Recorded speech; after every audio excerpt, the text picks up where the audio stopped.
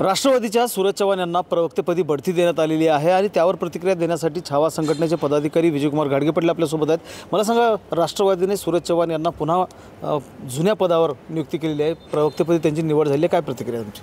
नाही, सूरज चव्हाणला प्रदेश प्रवक्ता पद त्यांनी दिलेलं आहे। अतिशय चुकीच्या पद्धतीचा व्यक्ती शेतकऱ्यांच्या पोरावरती म्हणजे आमच्यावरती हल्ला केल्याच्यानंतर त्याला प्रदेश सरचिटणीस पद दिलं, काल त्याला प्रवक्ता केले। अजित पवारांना हे परवडणार नाही। अजित पवारांनी शेतकऱ्यांच्या पोरावर हल्ला करणाऱ्या व्यक्तीला पक्षापासून दूर ठेवलं जाईल, त्याचा पक्षाचा संबंध राहणार नाही अशा शब्दात आम्हाला त्यांनी शब्द दिला होता।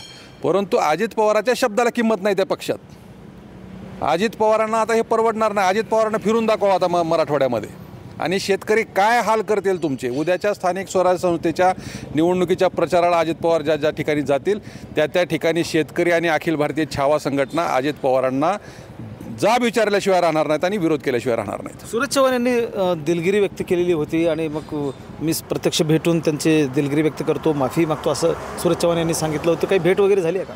नाही, अजिबात नाही। त्याला काय भेटायचं? शेतकऱ्यांच्या पोरावरती हात उचलतो। शेतकऱ्यांची पोरं प्रतिकात्मक आंदोलनाचा भाग म्हणून त्या ठिकाणी तटकऱ्याच्या समोर पत्ते टाकले, तर त्यानं एवढा आमच्यावरती प्राणघातक हल्ला केला आणि तो दिलगिरी व्यक्त करतो, माफी मागतो, ह्याची नाटकं बंद आता। सूरज चव्हाणला सुट्टी नाही। सूरज चव्हाणनं आम्हाला ज्या पद्धतीनं हल्ला केला ना, त्याच्या 10 पटीनं त्याच्यावरती हल्ला होणार आणि शेतकऱ्यांचं काय रुमणं असतं ते सूरज चव्हाणला येणाऱ्या काळात दिसणार आहे। महेंद्र जोंधळे, TVNine मराठी, लातूर।